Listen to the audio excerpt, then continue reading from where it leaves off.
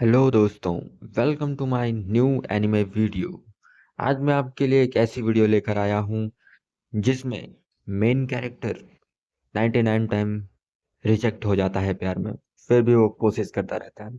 इसीलिए कहते हैं कोशिश करने वालों की कभी जब कोई हार इंसान नहीं। हद से ज्यादा डेस्परेट होकर किसी के पीछे भागने लगता है तो उसकी कोई वैल्यू नहीं रह जाती। इसलिए जब मुझे पता चला कि जिस स्कूल ब्यूटी ने मुझे 99 टाइम्स रिजेक्ट किया था उसे असल में मुझसे लव एट फर्स्ट साइट हुआ था, लेकिन सिर्फ इसलिए क्योंकि वो अपने पसंद के लड़के से चेस किए जाने वाले प्रोसेस को एंजॉय करना चाहती थी। उसने मुझे बार बार रिजेक्ट किया। ये जानने के बाद मैंने डिसाइड किया कि अब मैं उसे और भाव नहीं दूंगा और मैंने अपने प्रोफेसर को फॉरेन स्टडी एक्सचेंज प्रोग्राम के लिए अप्लाई कर दिया। जाने से पहले मैंने सोचा कि जो खत्म करना है उसे पूरी तरह खत्म कर देना चाहिए। इसलिए मैंने लिन कैन्यू की बर्थडे पार्टी में उसे सारे रिश्ते तोड़ने का प्लान बनाया। लेकिन जब मैं वहां पहुंचा तो बर्थडे पार्टी पहले ही शुरू हो चुकी थी और प्राइवेट रूम के अंदर से जानी पहचानी आवाजें आ रही। लियू चेनचाओ अभी तक लेट कैसे है? कहीं वो कोई सरप्राइज तो प्लान नहीं कर रहा? उसने पहले ही 99 टाइम्स प्रपोज कर दिया है और अब 100 टाइम होने वाला है। लिन कैन्यू, अब तो तुम्हें उसे हाँ कह देना चाहिए ना। हाँ बिल्कुल, तुम भी तो उसे पसंद करती हो। अगर तुमने इस बार भी अपने होने वाले बॉयफ्रेंड को रिजेक्ट किया तो हो सकता है वो सच में भाग जाए। उन लड़कियों की छेड़छाड़ सुनकर लिन कैन्यू बहुत कॉन्फिडेंट लग रही थी। लियू चेनचाओ मुझे बहुत पसंद करता है, वो कहीं नहीं भागेगा। जब वो नेक्स्ट टाइम प्रपोज करेगा तब मैं उसे हाँ कह दूंगी। उसका ये ओवर कॉन्फिडेंट टोन सुनकर मुझे बहुत अजीब लगा। अब कोई नेक्स्ट टाइम नहीं हो। लिन कैन्यू को चेस करने के इन 2 सालों में मैंने अपनी सारी सेल्फ रिस्पेक्ट छोड़ दी थी। मैंने बाकी स्टूडेंट्स के ताने और मजाक को इग्नोर किया और हर रोज उसे खुश करने के लिए नए नए तरीके आजमाए, लेकिन मेरे सच्चे प्यार का कभी कोई जवाब नहीं मिला। मैंने कई बार गिव अप करने का भी सोचा और न जाने कितनी रातें अकेले रोते हुए गुजारी, लेकिन अगले दिन मैं फिर से हिम्मत जुटाकर उसके पीछे लग जाता था। यहाँ तक कि उसके करीब रहने के लिए मैंने उस फॉरेन एक्सचेंज स्टूडेंट प्रोग्राम को भी लगभग छोड़ ही गया था, जिसे पाना बहुत मुश्किल था। जब तक कि उस दिन मैंने गलती से लिन कैन्यू का फोन नहीं देख लिया। तब मुझे पता चला कि लिन कैन्यू को भी मुझसे लव एट फर्स्ट साइट हुआ था। उसने मेरा contact name dear husband save किया हुआ था और उसकी गैलरी में मेरी हजारों फोटोज थी। लेकिन ये जानने के बाद कि वो भी मुझे पसंद करती है, मुझे बिल्कुल भी खुशी नहीं हुई, बल्कि मुझे बहुत गुस्सा आया और सब कुछ एक मजाक लगने लगा। मैं थक चुका हूँ, मैंने हार मान ली है। अब मैं बस जाना चाहता हूँ और लिन कैन्यू की दुनिया से हमेशा के लिए गायब होना चाहता हूँ। जैसे ही मैंने दरवाजा खोला, रूम के अंदर की बातें अचानक रुक गई। सबने बड़ी चालाकी से मुंह घुमा लिया और दूसरी बातें करने लगे, जैसे उन्होंने मुझे देखा ही ना हो। लिन कैन्यू ने भी अपनी ड्रिंक उठाई और गेम में शामिल हो गई। उसने एकदम कोल्ड सा फेस बना रखा था और मेरी तरफ देखा तक नहीं। मैंने उसकी तरफ देखा और मुझे मानना पड़ा कि उसकी एक्टिंग सच में कमाल की थी। पूरे रूम के लोगों के मुझे इग्नोर करने पर भी मुझे बिल्कुल बुरा नहीं लगा। मैं चुपचाप जाकर कॉर्नर की एक खाली सीट पर बैठ गया। अगले 1 घंटे तक सब लोग आपस में बातें करते रहे और मजे करते रहे, लेकिन मैं वहीं बैठकर अकेले अपना फोन चलाता रहा, जैसे कि मैं वहां हूं ही नहीं। पहले जब भी लिन कैन्यू सामने आती थी तो मैं किसी भी तरह उसके पास जाने का मौका ढूंढता था और उसका अटेंशन पाने के लिए अलग अलग टॉपिक्स पर बात करता था। इस बर्थडे पार्टी के लिए भी मैंने उसे बहुत मनाया था और कई लोगों से सिफारिश करवाई थी, तब जाकर उसने मुझे इन्वाइट किया था। नॉर्मली जो चीज इतनी मुश्किल से मिले उसकी ज्यादा कदर होनी चाहिए, लेकिन मेरा ये रिलैक्स्ड एटीट्यूड देखकर ऐसा लग रहा था जैसे मुझे उसके बर्थडे की कोई परवाह ही नहीं। मेरा ये पहले से एकदम अलग और कोल्ड बिहेवियर देखकर लिन कैन्यू आखिरकार खुद को रोक नहीं पाई और उसने छुप छुप कर मुझे कई बार देखा। बर्थडे सॉन्ग गाने और केक काटने के बाद जल्द ही गिफ्ट देने का टाइम आ गया। मैंने सबका वेट किया कि सब अपने गिफ्ट दे दें। फिर मैं आराम से खड़ा हुआ और अपने बैग से कैलेंडर निकालकर उसे दे दी। वहां मौजूद सभी लोग हैरानी से मुझे देखने लगे, क्योंकि वो कैलेंडर बस एक हाथ के साइज का था और उसमें सिर्फ 30 पेजेस थे। वो देखने में बहुत ही सस्ता लग रहा था। मुझे फर्क नहीं पड़ा कि बाकी लोग क्या सोच रहे हैं। मैंने बस लिन कैन्यू की तरफ देखा और आराम से कहा, लिन कैन्यू, आज से तुम हर दिन इसका एक पेज फाड़ना। जब तुम आखिरी पेज पर पहुंचोगी तो तुम्हारे लिए एक सरप्राइज होगा और वही मेरा तुम्हारे लिए लेट बर्थडे गिफ्ट है। ये सुनते ही उसके कुछ रूममेट जोर जोर से हंसने लगे। 100 टाइम प्रपोज करने का प्लान है क्या? तुम में सच में बहुत हिम्मत है। 2 साल हो गए और तुम अभी भी लगे हुए हो। तुम सच में कैन्यू को बहुत पसंद करते हो ना? उनकी इन बातों को सुनकर लिन कैन्यू ने भी यही सोचा कि ये 100 प्रपोजल का काउंटडाउन कैलेंडर है। उसके होंठों पर हल्की सी स्माइल आई, लेकिन उसने तुरंत उसे छुपा लिया और फिर से अपना कोल्ड फेस बना लिया। मैंने बस ये कहा था कि जब तुम 100 टाइम्स प्रपोज कर लोगे तब मैं इसके बारे में सोचूंगी। मैंने ये नहीं कहा था कि मैं पक्का हाँ कह दूंगी। मुझे पता था कि वो सब गलत समझ रहे थे। आखिरी पेज फाड़ने वाला दिन मेरे प्रपोज करने का दिन नहीं था, बल्कि वो दिन था जब मैं उसकी दुनिया से पूरी तरह गायब होने वाला था। मैंने कुछ एक्सप्लेन नहीं किया, बस हल्का सा हंसा और बोला, लिन कैन्यू, मैं इतने टाइम से तुम्हारे पीछे हूँ, लेकिन तुम्हें इंप्रेस नहीं कर पाया। मैं सच में जानना चाहता हूँ कि आखिर तुम्हारा आइडियल टाइप कैसा है। मेरे ये पूछते ही पूरा रूम शांत हो गया और सब उसकी तरफ एक अजीब सी नजरों से देखने लगे। लिन कैन्यू ने मेरी तरफ घूर कर देखा, कुछ सेकंड्स तक चुप रही और फिर धीरे से बोली, मेरा आइडियल टाइप। उसने अभी बात शुरू ही की थी कि बंद दरवाजा अचानक खुला और सबका अटेंशन उस तरफ चला गया। सबकी नजरों के सामने जू यानशु एक बहुत ही ब्यूटीफुली पैक बॉक्स लेकर अंदर आई। लिन कैन्यू के चेहरे पर एक प्यारी सी स्माइल आ गई। Happy birthday कैन्यू। लिन कैन्यू की नजरें इस विश के साथ जू यानशु पर टिक गई। उसने अपनी उंगलियों से धीरे से टेबल को नॉक किया और अपनी अधूरी बात पूरी करते हुए बोली, मेरा आइडियल टाइप बेशक एक चेयरफुल और क्लीन लुक वाला हैंडसम गाय है। दरवाजे से अंदर आते ही ऐसी बातें सुनकर जू यानशु के चेहरे पर खुशी आ गई। वो जल्दी से उसके पास गई, अपना केयरफुली प्रिपेयर्ड गिफ्ट उसे दिया और उसे वहीं पर ओपन करने की जिद करने लगी। पल भर में ही सबका ध्यान भटक गया और किसी ने उस टॉपिक पर आगे बात नहीं की। उन दोनों को लोगों से घिरा हुआ देखकर मैंने कोई उदासी नहीं दिखाई, बल्कि मैं बहुत ही कामली वापस अपनी जगह पर जाकर बैठ गया। पूरी रात लिन कैन्यू जहां भी गई,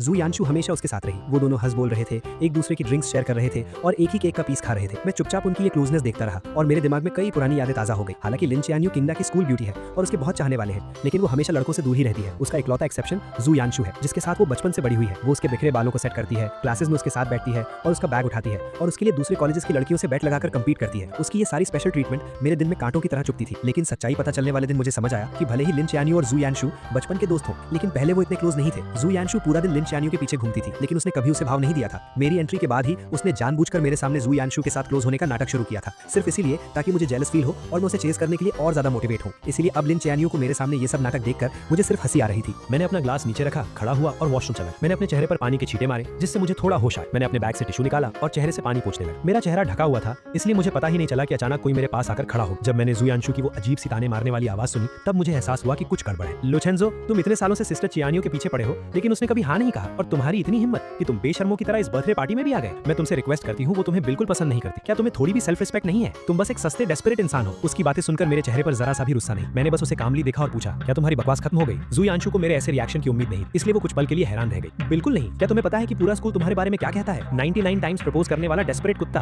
आखिरकार तुम भी एक स्टूडेंट हो, क्या तुम्हें अपनी इज्जत की कोई परवाह नहीं है? कोई भी देखकर बता सकता है कि सिस्टर चियानियो मुझे पसंद करती है। तुम अपनी अंधी आंखें खोलकर क्यों नहीं देखते? उसका ये बदतमीजी भरा रवैया देखकर भी मुझे कोई फर्क नहीं पड़ा। मैंने बस अपनी नजरें उससे हटाकर उसके पीछे की तरफ कर ली और कहा, इससे पहले कि तुम और गालियां दो, अपने पीछे देख। मेरी नजर का पीछा करते हुए जुयांशु अजीब सा मुंह बनाकर पीछे मुड़ी और सामने दरवाजे के बाहर लिन चियानियो खड़ी थी। ऐसा लग रहा था कि वो काफी देर से वहां खड़ी थी और शायद उसने अभी जो कुछ हुआ वो सब देख लिया। ये सोचते ही जुयांशु अचानक घबरा गई। उसके चेहरे पर तुरंत वो बेचारी और मासूम सी एक्टिंग वापस आ गई और उसका सारा एटीट्यूड गायब हो गया। वो जल्दी से उसके पास गई, उसका हाथ पकड़ा और घबराते हुए एक्सप्लेन करने लगी, सिस्टर चियानियो, आपने जो देखा वैसा कुछ नहीं है। ये लुचेंजो था। पहले इसी ने मुझे परेशान किया, लेकिन लिन चियानियो को जैसे कोई फर्क नहीं पड़ा। उसने अपनी आंखों से जुयांशु को मुझे बेइज्जत करते देखा था, फिर भी उसने ऐसे बिहेव किया जैसे उसने कुछ देखा ही ना हो। उसने मेरी तरफ एक नजर देखा, फिर अपनी जैकेट उतारकर जुयांशु को पहना। बाहर बहुत हवा है, तुमने इतने कम कपड़े पहने हैं, कहीं तुम्हें ठंड न लग जाए। ये कहते हुए उसने उसका हाथ पकड़ा और वापस प्राइवेट रूम की तरफ मुड़ गई। जुयांशु ने भी इस रिएक्शन की उम्मीद नहीं की। ये देखकर कि लिन चियानियो को मेरे बेइज्जत होने से कोई फर्क नहीं पड़ा, जुयांशु का कॉन्फिडेंस और बढ़ गया। उसने बहुत प्राउडली पीछे मुड़कर मेरी तरफ देखा और मुझे एक मजाक उड़ाने वाली स्माइल। मेरा सिर नीचे था, इसलिए मैंने जुयांशु का वो ताना नहीं दिया। मैंने गीले टिश्यू को मोड़कर डस्टबिन में फेंका और मुड़कर सीढ़ियों से नीचे चला। सीढ़ियां एकदम शांत, सिर्फ मेरे कदमों की आवाज आई। उस अंधेरे में जो कुछ भी अभी हुआ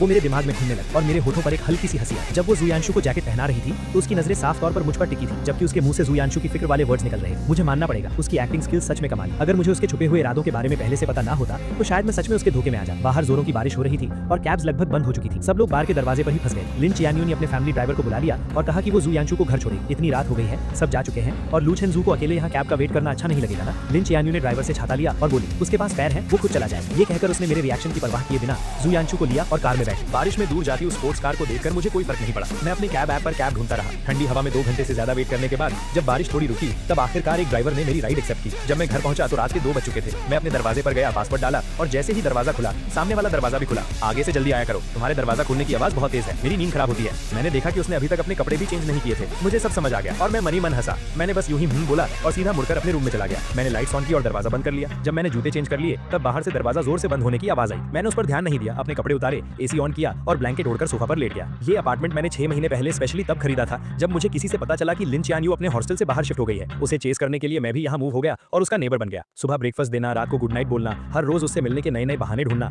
ये सब मैं सिर्फ उसे इंप्रेस करने के लिए करता था। लेकिन मैं उसकी कितनी भी परवाह कर लूं, वो हमेशा मुझे इग्नोर ही करती थी। लेकिन जब मुझे उसके सीक्रेट के बारे में पता चला तब मुझे समझ आया कि वो हमेशा बस इग्नोर करने का नाटक कर रही थी। जैसे आज रात वो बहुत पहले घर आ चुकी थी। उसने अपने कपड़े तक चेंज नहीं किए थे क्योंकि वो मेरी सेफ्टी को लेकर परेशान थी, इसलिए वो सोई नहीं। लेकिन मुझे देखते ही वो जानबूझकर उल्टी सीधी बातें करने लगी। मैं उसके इस मुंह पर कुछ और दिल में कुछ वाले नाटक से थक चुका था और अब मैं उसके इस नाटक का हिस्सा नहीं बनना चाहता था। मैंने अपना फोन निकाला, रियल एस्टेट ऐप ओपन किया और इस अपार्टमेंट की सेल लिस्टिंग डाल दी। क्योंकि मैंने जाने का फैसला कर लिया था तो अब सब कुछ पूरी तरह से खत्म करना ही सही था। अगली सुबह एजेंट घर चेक करने आई। मैं नींद में उठा, दरवाजा खोला और उसे घर की सारी डिटेल्स बता दी। सब देखने के बाद मैं उसे बाहर छोड़ने ही वाला था कि सामने वाला दरवाजा खुल गया। लिन चियानियो कार की कीज लेकर बाहर जा रही थी। मेरे साथ एक अनजान औरत को देखकर उसकी भौहें अचानक सिकुड़ गई। ये कौन है? ये मेरी कजन सिस्टर है, कुछ सामान देने आई थी। मैंने बिना किसी झिझक के झूठ बोल दिया। मेरे पास खड़ी एजेंट हैरानी से मुझे देखने लगी, लेकिन वो बहुत प्रोफेशनल थी इसलिए उसने मेरा झूठ पकड़ा नहीं और एक बहाना बनाकर वहां से चली गई। मैं वापस रूम में गया, कपड़े चेंज किए और स्कूल जाने का प्लान बनाया। लेकिन जैसे ही मैं मुड़ा, एलिवेटर के सामने कोई खड़ा था और रास्ता रोक रखा था। मैंने सिर उठाकर देखा तो वो लिन चियानियो थी। मुझे थोड़ा अजीब लगा, क्या वो अभी बाहर नहीं जा रही थी? वो अभी तक गई क्यों नहीं? लिन चियानियो ने मेरी आंखों में वो कंफ्यूजन देखा और थोड़ी ऑकवर्ड होते हुए बोली, आज मैं तुम्हें स्कूल ड्रॉप कर दूंगी। मुझे समझ नहीं आ रहा था कि आज वो एक अलग इंसान की तरह बिहेव क्यों कर रही है, तो मैंने सिर हिलाकर मना कर दिया। लेकिन वो किसी बीमार इंसान की तरह मुझे ड्रॉप करने की जिद करने लगी। उसने बहुत से बहाने बनाए, लेट होने से लेकर रास्ते में पढ़ने तक। जब लगा कि वो एनवायरमेंट सेव करने वाला बहाना भी देने ही वाली है तो मैं उससे बहस नहीं कर पाया। मैं और टाइम वेस्ट नहीं करना चाहता था, इसलिए मैं मान गया। पूरे रास्ते हम दोनों ने एक शब्द भी नहीं बोला। कार के अंदर एकदम सन्नाटा था। उसे मेरी बकबक सुनने की आदत थी। अब मुझे इतना शांत देखकर लिन चियानियो को बहुत अजीब लग रहा था और उसके मन में एक हैरानी सी थी। ऐसा लग रहा था कि ये उसका वहम नहीं है, मैं इन कुछ दिनों में सच में बदल गया हूँ और ये बदलाव उसे अंदर ही अंदर घबरा रहा था। जब हम स्कूल पहुंचे मैंने अपनी सीट बेल्ट खोली, बस थैंक यू कहा और पहले ही बाहर निकल गया। मैं तेजी से स्कूल गेट के अंदर गया और मैंने नोटिस किया कि वहाँ से गुजरने वाला हर इंसान मुझे एक बहुत अजीब नजर से घूर रहा है। यही लुचेंजो है, हाँ वही जो ट्रेंडिंग टॉपिक में है। कितनी शर्म की बात है। ये अजीब बातें सुनकर मैंने जल्दी से अपना फोन चेक किया और मुझे मेरे कुछ फ्रेंड्स के भेजे हुए लिंक्स दिखे। मैंने लिंक ओपन किया और देखा कि किसी ने लिन चियानियो को चेस करने की मेरी पूरी कहानी गॉसिप पेज पर डाल दी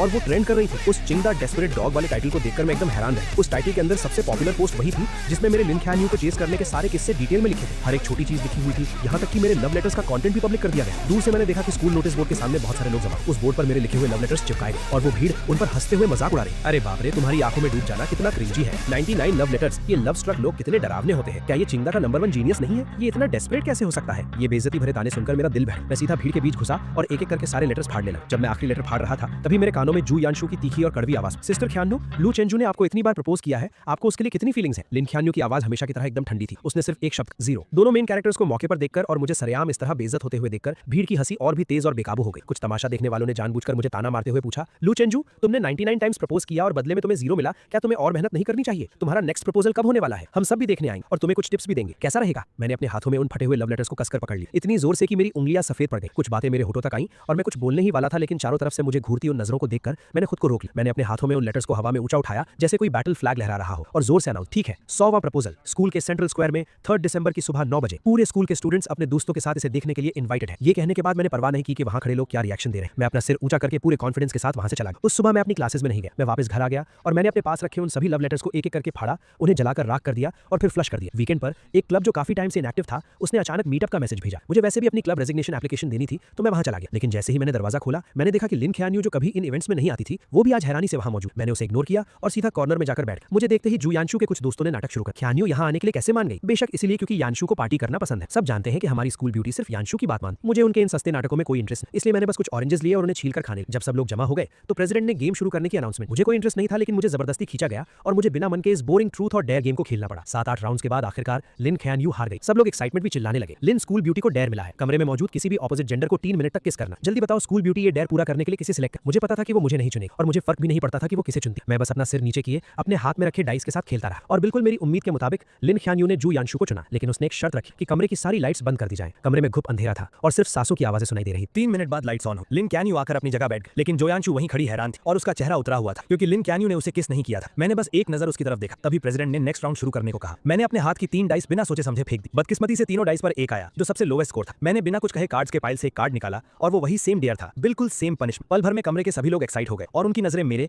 लिन ख्यान्यू और जो यानशु के बीच घूमने लगी। मैंने ऐसे प्रिटेंड किया जैसे मैं कुछ देख ही नहीं रहा। मैंने गेम का पॉइंटर घुमा दिया और वो मेरे सामने बैठी एक जूनियर गर्ल पर जाकर रुका। सबको लगा कि मैं पीछे हटने वाला हूं। मैंने उस जूनियर से कहा, सॉरी, तुम्हें थोड़ी परेशानी होगी। वो जूनियर एकदम कंफ्यूज थी और बस खड़ी होने ही वाली थी कि अचानक लिन ख्यान्यू झटके से खड़ी हुई और उसने अपनी चेयर को लात मारकर गिरा दी। जब किसी को समझ नहीं आ रहा था कि क्या हुआ, उसने ठंडे स्वर में बात काटते हुए कहा, बहुत देर से खेल रहे हैं, मैं थक गई हूं, अब ब्रेक का टाइम है ना। उसके रूममेट्स भी हाँ में हाँ मिलाने लगे तो प्रेसिडेंट को मजबूरन पनिशमेंट को होल्ड पर रखना पड़ा। ब्रेक के दौरान कुछ लड़कियों ने कहा कि उन्हें भूख लगी। रूममेट्स तुरंत कमरे के लड़कों को नीचे खाने पीने का सामान लाने के लिए ले गए और उन्हें गए हुए 20 मिनट हो गए। उन्हें वापस आता ना देख प्रेसिडेंट और वेट नहीं करना चाहता था, इसलिए उसने गेम कंटिन्यू करने की अनाउंसमेंट की। मैंने अपना फोन नीचे रखा और चारों तरफ देखा, तब मुझे पता चला कि वो जूनियर वहां नहीं थी। सच कहूं तो लिन ख्यान्यू को छोड़कर वहां कोई भी लड़की नहीं थी। मुझे गेस करने की जरूरत नहीं थी, मुझे पता था कि ये लिन ख्यान्यू ने जानबूझकर किया है, लेकिन मैं उसके प्लान को सक्सेसफुल नहीं होने देना चाहता था। इसलिए मैंने अपने सामने रखा 500 ml का ग्लास उठाया और सबकी तरफ इशारा की। मैंने जिस पार्टनर को सिलेक्ट किया था वो जा चुका, इसलिए गेम के रूल्स के हिसाब से मैं ड्रिंक खत्म करके अपनी पनिशमेंट पूरी करूंगा। ये कहने के बाद मैंने बिना कोई एक्सप्रेशन बदले पूरा ग्लास एक सांस में खत्म कर दी। लिन ख्यान्यू को उम्मीद नहीं थी कि मैं उसे चुनने के बजाय ड्रिंक पीना चूज करूंगा। उसका चेहरा तुरंत गुस्से से डार्क हो गया। उसने मेरी तरफ देखा जिसका चेहरा अब लाल हो रहा था और अपने हाथ में पकड़े डाइस को इतनी जोर से दबाया कि उससे आवाज आने लगी। आधे लोगों के चले जाने के बाद गेम में कोई मजा नहीं बचा था, इसलिए वो पार्टी वहीं खत्म हो गई। मैं नशे में झूमता हुआ सबके जाने का वेट करता रहा। फिर मैंने अपने बैग से क्लब रेजिग्नेशन एप्लीकेशन निकाली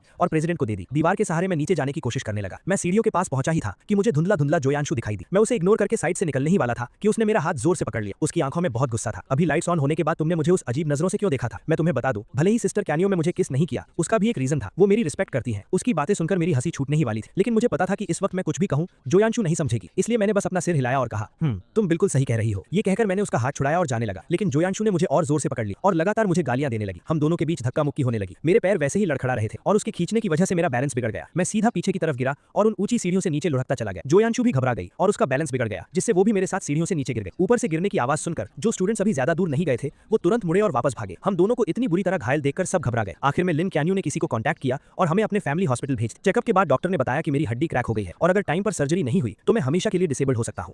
जब से उसे पता चला कि हमें चोट लगी है, उसकी नजरें मुझसे एक पल के लिए भी नहीं हटी। मेरे पीले पड़े चेहरे और माथे से टपकते पसीने को देखकर ऐसा लग रहा था जैसे वो भी मेरे दर्द को फील कर रही थी और उसका दिल भी दर्द से तड़प रहा था। ऑपरेशन थिएटर रेडी था, लेकिन हॉस्पिटल में अभी सिर्फ एक ही एक्सपर्ट डॉक्टर मौजूद था जो ये सर्जरी कर सकता था। लिन ख्यान्यू को डिसाइड करना था कि पहले सर्जरी किसकी होगी। उसने बिना सोचे मेरी तरफ देखा और मेरी नजरें भी उसी पर थी। मेरी उन आंखों में पहले वाला प्यार और पागलपन नहीं था, बस एक मरे हुए तालाब जैसी शांति थी। मेरी उस नजर को देखकर लिन ख्यान्यू का दिल जोर से कांप उठा। मिस, प्लीज जल्दी डिसाइड कीजिए, पहले किसकी सर्जरी करनी है? मैं स्ट्रेचर पर अपने पीले पड़े चेहरे के साथ लेटा हुआ था। बेहोश होने से ठीक 1 सेकंड पहले मैंने लिन ख्यान्यू को पूरे कॉन्फिडेंस के साथ एक नाम लेते हुए सुना, जू यानशु। पहले जू यानशु को बचाओ। जल्दी ही डॉक्टर्स जू यानशु को ऑपरेशन थिएटर में ले गए। जैसे ही वो दरवाजा बंद हुआ मैं पूरी तरह से बेहोश हो गया। जब मुझे दोबारा होश आया तब तक 1 दिन बीत चुका था। आंखें खोलते ही सबसे पहले मैंने अपने पैरों को हाथ लगाकर चेक किया। जब मुझे फील हुआ कि मेरे पैर अभी भी सही सलामत हैं, तब जाकर मैंने चैन की सांस ली। मेरी आंखों से खुशी के आंसू छलक पड़े। थैंक गॉड, मैं डिसेबल्ड नहीं हुआ। खबर मिलते ही मेरे पेरेंट्स तुरंत आ गए और मुझे टॉप फ्लोर के वीआईपी वार्ड में शिफ्ट कर दिया, जहां वो मेरी देखभाल करने लगे। 2 घंटे बाद जू यानशु को मेरे ठीक सामने वाले वार्ड में शिफ्ट किया गया। लिन ख्यान्यू खुद उसका हाथ पकड़कर उसे अंदर लेकर आई। चेकअप्स में आसानी हानि हो इसलिए दोनों वार्ड्स के दरवाजे खुले हुए थे और मैं सामने वाले वार्ड में जो कुछ भी हो रहा था वो सब साफ साफ सुन सकता था। जू यांशु दर्द से परेशान थी तो लिन क्यून्यू को अलग अलग बातों से उसका ध्यान भटकाने की कोशिश कर रही थी। हॉस्पिटल का खाना उसे पसंद नहीं आ रहा था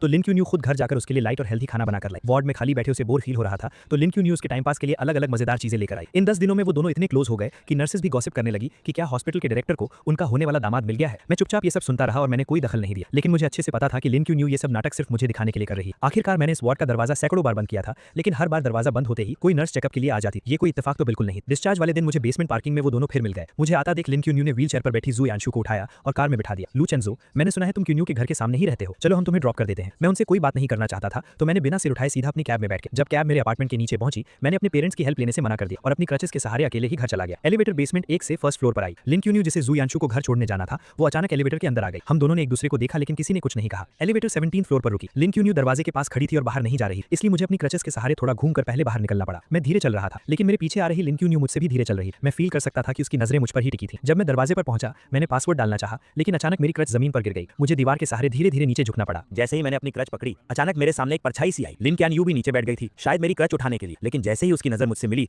उसने अपना हाथ पीछे खींच लिया और अपने खुले हुए शूलेस बांधने का नाटक करने लगी। मेरे चेहरे पर एक मजाक उड़ाने वाली स्माइल आ गई। मैंने अपनी क्रच उठाई, धीरे धीरे खड़ा हुआ और रूम के अंदर चला गया। घर पर लंबे समय तक रेस्ट करने के बाद फाइनल एग्जाम्स का टाइम आ गया। हालांकि मुझे जल्द ही विदेश जाना था लेकिन अब मैं थोड़ा चल सकता था, इसलिए मैंने एग्जाम पोस्टपोन करने की एप्लीकेशन नहीं दी और एग्जाम देने चला गया। लेक्चर हॉल में बहुत सीढ़ियां थी और मेरे पैरों की चोट अभी पूरी तरह ठीक नहीं हुई थी, इसलिए मैं बीच में फर्स्ट रो में बैठ गया। थोड़ी देर में लिन क्यानयू जू यांशु को सहारा देकर अंदर लाई। मुझे देखते ही जू यांशु ने तुरंत नाटक शुरू कर दिया कि उसके पैर में दर्द है और उसे फर्स्ट रो में ही बैठना है। लिन क्यानयू उसे मेरे बगल वाली सीट तक ले आई और खुद दीवार के साथ वाली सीट पर बैठ गए। एग्जाम जल्द ही शुरू हो गया। जू यांशु ने वेट किया और जैसे ही टीचर आखिरी सीढ़ी से नीचे उतरा उसने चुपके से पेपर की एक चिट मेरी डेस्क पर फेंक दी जो बीच के आयल से पार होकर मेरे पास आई। मेरा पेन पकड़ा हुआ हाथ रुक गया। मुझे कुछ समझ आता उससे पहले ही टीचर मुड़ा और उसने मुझे डांट दी। एग्जाम से पहले ही मैंने बार बार कहा था कि मार्क्स कम आए तो चलेगा लेकिन कैरेक्टर पर कोई सवाल नहीं उठना चाहिए। चीटिंग बिल्कुल अलाउ नहीं और तुमने जानबूझकर ये गलती की है। लू चेन चाओ, तुम्हारा एग्जाम कैंसिल किया जाता है। तब जाकर मुझे समझ आया कि यू यांशु का असली प्लान क्या था, लेकिन मैं चुपचाप ये इल्जाम अपने सिर नहीं लेना चाहता था। मैं तुरंत खड़ा हुआ और अपने डिफेंड में कहा कि सीसीटीवी फुटेज चेक किया जाए। बदकिस्मती से सुबह ही टीचिंग बिल्डिंग की इलेक्ट्रिसिटी कट गई, इसलिए क्लास का सीसीटीवी कैमरा चालू नहीं था। यू यांशु के चेहरे पर हैरानी से खुशी में बदलते हुए एक्सप्रेशन को देखकर मुझे बहुत गुस्सा आ रहा था। लिन क्यानयू यू यांशु के बगल में बैठी और उसने सब कुछ अपनी आंखों से देखा था। टीचर भी किसी बेकसूर को सजा नहीं देना चाहता था, इसलिए उसने तुरंत लिन क्यानयू को आगे बुलाया। किंगडा की टीचिंग बिल्डिंग लिन फैमिली ने ही इन्वेस्ट की थी। लिन क्यानयू को किसी की चापलूसी करने की जरूरत नहीं और वो हमेशा फेयर रहे, इसलिए टीचर्स और स्टूडेंट्स के बीच उसकी बात को बहुत अहमियत दी जाती। पूरी बात सुनने के बाद लिन क्यानयू ने आंखें उठाकर मुझे देखा और फिर बहुत ही कामनेस के साथ बोली, जिसने चीटिंग की वो यू यांशु नहीं है। उसके ये कहते ही मेरे ऊपर लगा इल्जाम पक्का हो। लू चेन चाओ, अब तुम्हारे पास क्या बहाना है? तुमने चीटिंग की, उसे एक्सेप्ट भी नहीं कर रहे और उल्टे अपनी क्लासमेट पर इल्जाम लगा रहे हो। तुम सच में सुधरने वाले नहीं। तुम्हारे पिछले मार्क्स भी कहीं चीटिंग से तो नहीं आए थे? कुछ भी हो जाए इस बार मैं इसे पूरे स्कूल में अनाउंस करके तुम्हें पनिश करूंगा। मैं अपनी जगह पर ही खड़ा रह गया। मुझे ऐसा लगा जैसे मैं किसी बर्फ की खाई में गिर गया। मुझे लगा था कि सही और गलत के बीच फैसले के वक्त लिन क्यानयू हमेशा अपने प्रिंसिपल्स को फॉलो करेगी, इसलिए मैंने उसका नाम लिया। लेकिन मुझे बिल्कुल उम्मीद नहीं थी कि सब कुछ अपनी आंखों से देखने के बावजूद वो यू यांशु को बचाने के लिए झूठ बोलेगी। अब मैं कितनी भी सफाई दे दूं सब बेकार था। मैंने लिन क्यानयू को गहरी नजरों से देखा और बिना एक शब्द कहे वहां से चला गया। मेरी उन लाल आंखों को देखकर लिन क्यानयू अचानक घबरा गई। वो बिना सोचे मेरे पीछे आई और मेरा रास्ता रोक। लू चेन चाओ, मुझे पता है इस मामले में गलती यांशु की थी, लेकिन वो बहुत सेंसिटिव है। मैं नहीं चाहती कि लोग उसके बारे में बातें बनाएं। उसने मुझे एक बार भी सॉरी नहीं कहा, बस यू यांशु को डिफेंड करने में लगी हुई थी। मुझे तो शक होने लगा था कि उस दिन जो फोटोज मैंने देखी थी वो कहीं कोई सपना तो नहीं था, तो इसी वजह से तुमने मुझे फंसाने में उसकी मदद की। वो लोगों के ताने नहीं सह सकती लेकिन मैं सह सकता हूं, है ना? लिन चेन यू, तुम्हें लगता है कि मैंने तुम्हें 99 टाइम्स प्रपोज किया है तो मैं बहुत बेशर्म हूं और मैं इतना स्ट्रांग बन चुका हूं कि मुझे किसी की बातों से कोई फर्क नहीं पड़ता। मेरी ये हालत देखकर लिन चेन यू की बाई आंख फड़कने लगी। उसने सीधा मेरा हाथ पकड़ा और बोली, मेरा वो मतलब नहीं था, ये सिर्फ एक एग्जाम है, क्रेडिट्स बाद में मेकअप किए जा सकते हैं। आज तुम्हारे साथ जो भी नाइंसाफी हुई है मैं आगे चलकर उसे ठीक करने का कोई ना कोई रास्ता निकाल लूंगी। ठीक करना? तुम तो मुझे पसंद भी नहीं करती, फिर इसे कैसे ठीक करोगी? मेरा ये मजाक उड़ाने वाला टोन सुनकर लिन चेन यू का दिल बैठ गया और वो लगभग अपने दिल की बात बोलने ही वाली थी। किसने कहा मैं पसंद नहीं करती? ये बोलते ही उसे एहसास हुआ कि उसने कुछ गलत बोल दिया है। उसने जल्दी से खुद को रोका और कहा, तुम मुझ पर ट्रस्ट करो, तुम्हारे 100th प्रपोजल के दिन मैं तुम्हें सब कुछ वापस लौटा दूंगी। लिन चेन यू बस यही कहने वाली थी कि वो मेरे प्रपोजल को पक्का एक्सेप्ट कर लेगी। पहले वो इतनी आसानी से अपनी फीलिंग शो नहीं करती थी, लेकिन अब मुझे कोई फर्क नहीं पड़ता था। मैंने उसका हाथ झटक दिया और बोला, तो फिर उस कैलेंडर के पेजेस फाड़ती रहो और आखिरी दिन का वेट करो। मुझे अपना हाथ पीछे खींचते देख लिन चेन यू भी हैरान रह गई और आखिरकार उसकी आवाज थोड़ी सॉफ्ट हो गई। ठीक है, सिर्फ 3 दिन बचे हैं, मैं तुम्हें जरूर एक सैटिस्फैक्टरी जवाब दूंगी। मेरे जाने से 3 दिन पहले वो अपार्टमेंट जो मैंने सेल के लिए डाला था वो बिक गया। एजेंट कॉन्ट्रैक्ट लेकर आई और मैंने तुरंत साइन कर दिया। मैं 3 दिन बाद शिफ्ट हो जाऊंगा। इन कुछ दिनों में मैं घर का सारा सामान साफ कर दूंगा और नया ओनर तब यहाँ आ सकेगा। एजेंट ने डेट्स नोट की और मैं उसे एलिवेटर तक छोड़ने गया। दरवाजा खुलते ही लिन चेन यू 2 बैग्स लिए बाहर आई। उसने कुछ देर तक एजेंट को घूर कर देखा और फिर बहुत पोलाइटली कहा, गुड मॉर्निंग। एजेंट ने भी हैरानी में रिप्लाई किया, गुड मॉर्निंग। एलिवेटर के नीचे जाने के बाद मैं मुड़कर अपने रूम में जाने ही वाला था कि अचानक लिन चेन यू ने मुझे रोक लिया और अपने हाथ में पकड़ा एक बैग मेरी तरफ बढ़ा दिया। मैं बस वहां से गुजर रही थी। मैंने ये थोड़ा ज्यादा ले लिया है और मैं इसे खत्म नहीं कर पाऊंगी, क्या तुम थोड़ा ट्राई करना चाहोगे? मैंने उस बैग की तरफ एक नजर डाली।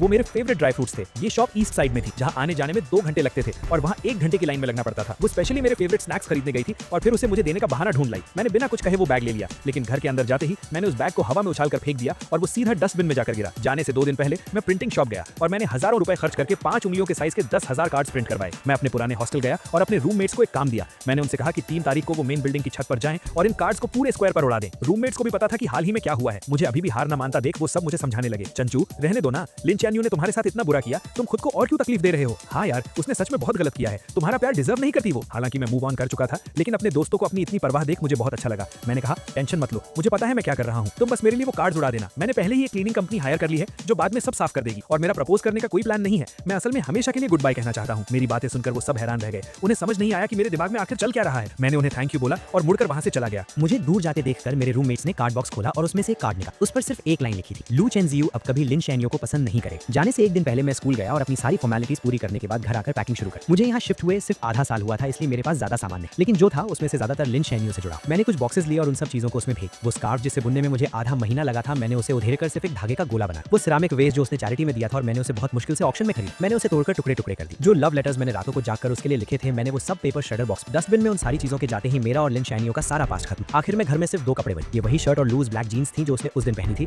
जब हम पहली बार मिले। मैंने माचिस जलाई और उन्हें जलाकर राख कर। जब मैं खड़ा हुआ तो मैंने देखा कि लिन शैन्यो कुछ ही दूरी पर खड़ी। मैंने बहुत कामली उससे कहा बस कुछ फालतू का कचरा साफ, और मुड़कर अपस्टेयर्स चला। अगले दिन सुबह होते ही मैं सामने वाले दरवाजे की आवाजों से उठ गया। मैंने नींद में अपनी आंखें खोली और टाइम देखने के लिए अपना फोन उठाया। तभी मैंने नोटिफिकेशन बार में लगातार आते हुए ढेरों मैसेजेस देखे। मुझे समझने में थोड़ा टाइम लगा कि ये सारे मैसेजेस 20 से ज्यादा लोगों के ग्रुप से आ रहे हैं। 1 साल पहले लिन शैन्यो की पसंद जानने के लिए मैं चुपके से इस ग्रुप में जुड़ा था। मैं उस ग्रुप से लीव होना भूल गया और लिन शैन्यो को भी नहीं पता था कि मैं उस इतनी सुबह सुबह जो लोग बातें कर रहे थे वो लिन शैन्यो की हॉस्टल फ्रेंड्स थी। जैन्यू इतनी जल्दी उठ गई, कहीं ऐसा तो नहीं कि एक्साइटमेंट के मारे तुम रात भर सोई ही नहीं? ये भी कोई पूछने की बात। वो कल रात 11 बजे से ही तैयारी में लगी। क्या इस बार सच में तुम लू चेनजियो का प्रपोजल एक्सेप्ट करने वाली हो? यहाँ तक स्क्रॉल करने के बाद मेरे हाथ रुक गए। मैंने देखा कि नीचे लिन शैन्यो ने एक लंबा सा मैसेज टाइप किया हुआ है। प्रपोजल एक्सेप्ट करने की बात नहीं है, हम दोनों एक दूसरे को पसंद करते हैं तो हमारा साथ आना तो वैसे भी तय। अब ये फालतू के सवाल मत, मुझे ये बताओ कि आज कौन सी ड्रेस ज्यादा अच्छी लगेगी, ये वाली या ये वाली? उसके भेजी गई दर्जनों ड्रेसेस की फोटोज देखकर ग्रुप में खलबली मच गई। हे भगवान, इतनी सारी तैयारियां! क्या ये हमारी वही कोल्ड स्कूल ब्यूटी है जो लड़कों से दूर रहती थी? उन सब के रिएक्शंस के बीच लिन शैन्यो ने सिर्फ एक ही रिप्लाई की, मैं उसे बहुत पसंद करती और इस जिंदगी में मुझे उसके अलावा और कोई नहीं चाहिए। ये एक लाइन देखकर मेरी हंसी छूट गई और मेरे दिमाग में पुरानी बातें घूमने लगी। उसका ये मुझे पसंद है वाला मैसेज देखकर मुझे ओ हेनरी की कहानियों की तरह एक बहुत बड़ा मजाक महसूस हुआ। वो मुझे पसंद करती थी इसलिए उसने 99 टाइम्स मेरा प्रपोजल रिजेक्ट और मुझे सबके सामने एक मजाक बनने। वो मुझे पसंद करती थी इसलिए वो मुझे इग्नोर करती थी और जानबूझकर दूसरे लड़कों के क्लोज जाकर मुझे जेलस फील करा दी। वो मुझे पसंद करती थी इसलिए उसने सच को झूठ में बदलकर मुझ पर झूठे इल्जाम लगाए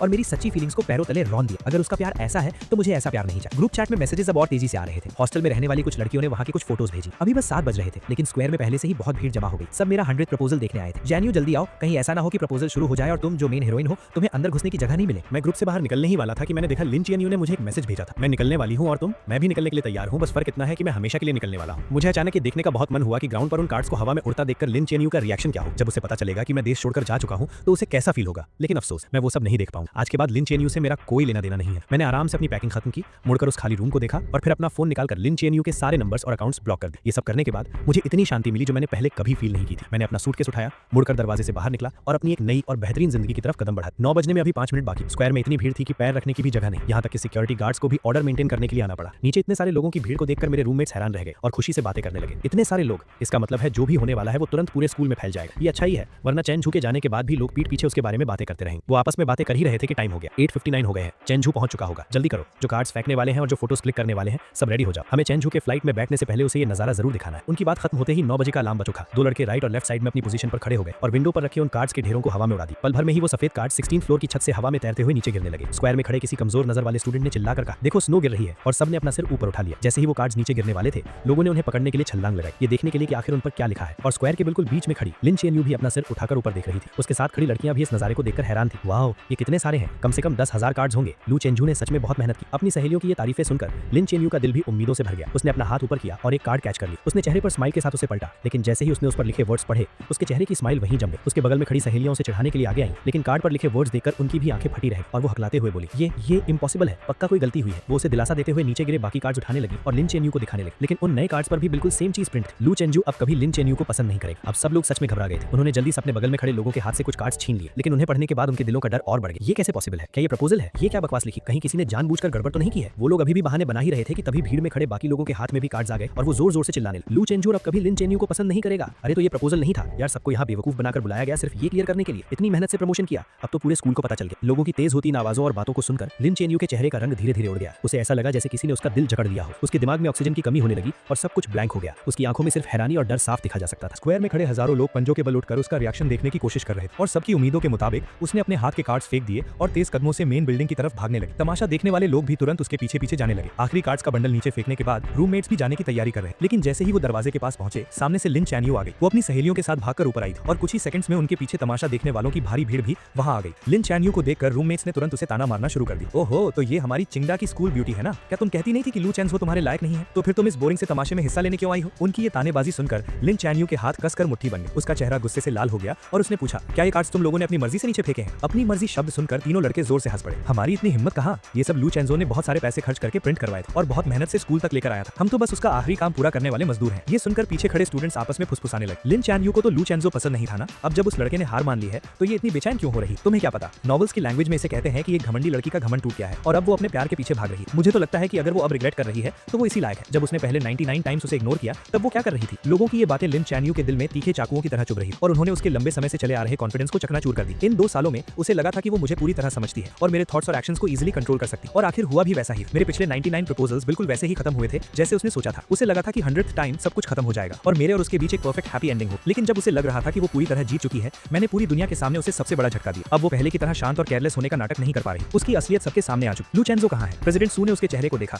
उनके होठों पर मजे लेने वाली एक स्माइल आई और उन्होंने हाथ उठाकर चिड़िया के उड़ने का इशारा किया। प्रपोजल खत्म हो गया तो जाहिर सी बात है वो उड़ गया। लू चैन यू को लगा कि वो मजाक कर रहा है, लेकिन आखिरी 2 वर्ड सुनकर उसके दिल की धड़कन कुछ सेकंड्स के लिए रुक गई। उड़ गया का मतलब क्या है? अचानक उसके मन में एक बहुत बुरा ख्याल आया। उसने सामने खड़े लड़कों को धक्का दिया और छत की तरफ भागी। छत बिल्कुल खाली थी, वहां कोई नहीं था और सीढ़ियों और एलिवेटर में लोगों की इतनी भीड़ थी कि मेरा नीचे जाना इंपॉसिबल था। क्या लू चैनजो आज स्कूल नहीं आया था? ये एहसास होते ही वो बुरी तरह घबरा गई और उसे समझ नहीं आ रहा था कि वो क्या करे। सिक्योरिटी गार्ड्स ने आखिरकार मेन बिल्डिंग में फंसी सारी भीड़ को बाहर निकाला। अपनी सहेलियों के सहारे लिन चैन यू नीचे आई। उसने देखा कि 7-8 स्वीपर्स जमीन से वो कार्ड्स साफ कर रहे थे। वो बिना कुछ सोचे नीचे झुकी और एक कार्ड उठाया जिस पर जूतों के निशान छपे थे। अब जब उसने उन वर्ड्स को देखा तो उसकी फीलिंग्स बदल चुकी थी। उसका गुस्सा और हैरानी अब एक कभी ना खत्म होने वाले डर और घबराहट में बदल चुके थे। कुछ नहीं होगा चैन यू, लू चैनजो ने ये सब पक्का उस सस्पेंशन वाले मामले के गुस्से में किया होगा। तुम वापस जाओ और उसे अच्छे से एक्सप्लेन करो। अपने दिल की सारी बातें उसे बता दो। वो तुम्हें बहुत पसंद करता है, वो तुम्हें पक्का माफ कर देगा। हाँ, उसने तुम्हें 2 साल चेज किया है और 99 टाइम्स प्रपोज किया है। इस बार वो पक्का बस ऐसे ही गुस्सा दिखा रहा है। तुम उसे थोड़ा सा मना लोगी तो वो मान जाएगा। हालांकि सब लोग उसे पॉजिटिव बातें बोलकर समझा रहे थे, लेकिन लिन चैन यू के सिक्स्थ सेंस उसे बता रही थी कि इस बार सब कुछ पहले से बिल्कुल अलग है। वो अपनी उस घबराहट को रोक नहीं पा रही थी और उसे अपनी सहेलियों की बातें भी शोर लग रही थी। परेशान होकर वो सीधा कार ड्राइव करके अपार्टमेंट की तरफ निकल गई। वो मुझे ढूंढकर सब कुछ क्लियर करना चाहती थी। 10:30 पर उसने अपनी कार पार्क की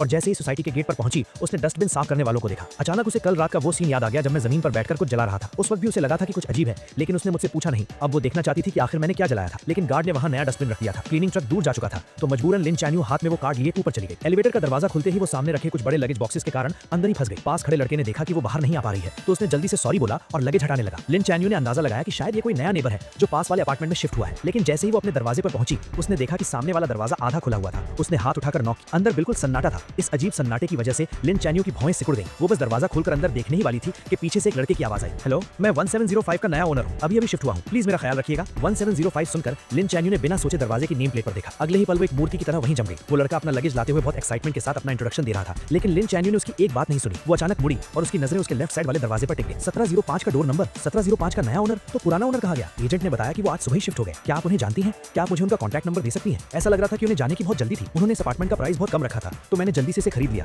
मैं उन्हें एक बार थैंक यू बोलना चाहता था। इन कुछ शब्दों ने लिन चैन यू का दिमाग सुन कर दिया। काफी देर तक वहीं खड़े रहने के बाद उसे अचानक होश आया। वो साइड हुई और उसने उस आधे खुले दरवाजे को धक्का देकर खोल दिया। रूम पूरी तरह खाली था। कुछ फर्नीचर को छोड़कर वहां कोई भी पर्सनल चीज नहीं थी। वो कमरा एक नए घर की तरह एकदम साफ था। उस लड़के ने लिन चैन यू के पीले पड़ते चेहरे पर ध्यान नहीं दिया और अभी भी दांत दिखाते हुए हंस रहा था। साफ है ना? एजेंट ने बताया कि उस भाई ने 3 दिन तक सफाई की क्योंकि सारा सामान ले जाना मुश्किल था तो उसने बहुत सी चीजें फेंक भी दी। लिन चैन यू को याद ही नहीं था कि वो अपने घर वापस कैसे पहुंचा। जब उसे होश आया तो उसने खुद को दरवाजे के पास जमीन पर गिरा हुआ पाया। उसके पैरों में कोई जान नहीं बची थी और वो पूरी पसीने में भीगी हुई थी जैसे अभी अभी पानी से निकाली गई हो। उसने अपना फोन निकाला, वीचैट पर मेरी प्रोफाइल ओपन की और कांपते हाथों से कुछ वर्ड्स टाइप किए। तुम यहाँ से शिफ्ट क्यों हो गए? जैसे ही उसने सेंड बटन दबाया स्क्रीन पर एक लाल निशान आ गया। उस लाल निशान को देखकर उसकी आंखें कुछ सेकंड्स के लिए वहीं टिक गई। फिर भी उसे यकीन नहीं हुआ तो उसने कुछ और मैसेजेस सेंड किए, लेकिन हर बार वही सेम फेल्ड मैसेज की वार्निंग आई। फोन की स्क्रीन को देखकर उसे ऐसा लगा जैसे किसी ने उसका गला घोंट दिया हो और उसकी सांस रुकने लगी। जैसे ही उसकी सांस रुकने वाली थी फोन बजा। उसने अपना हाथ हटाया और फोन उठाया। तभी उसे अपनी रूममेट की घबराई हुई आवाज सुनाई दी। चीएनयू, गड़बड़ हो गई, लू चैनजो इटली चला गया है। मैंने अभी अभी नोटिस बोर्ड पर एक्सचेंज स्टूडेंट लिस्ट में उसका नाम देखा है। ये बात लिन चैन यू के दिल में किसी बिजली की तरह गिरी और एक तूफान ले आई। उसने कैबिनेट पकड़कर खड़े होने की कोशिश की लेकिन उसके सुन्न पड़े पैर उसका साथ नहीं दे रहे थे। वो सीधे सिर के बल जमीन पर गिर पड़ी और उसका माथा दीवार के कोने से जोर से टकराया। वहां एक गहरा घाव हो गया और खून तेजी से बहने लगा। पास गिरे फोन से घबराई हुई आवाजें आ रही थी। तुम्हें क्या हुआ है? हम अभी आ रहे हैं। लिन चैन यू के पास अब इन बातों को समझने का टाइम नहीं था। उसने अपना हाथ उठाकर अपने घाव को दबाया। उसे ऐसा लग रहा था जैसे उसके दिमाग को चींटियां कुतर रही हो। वो नसों का दर्द बर्दाश्त से बाहर था।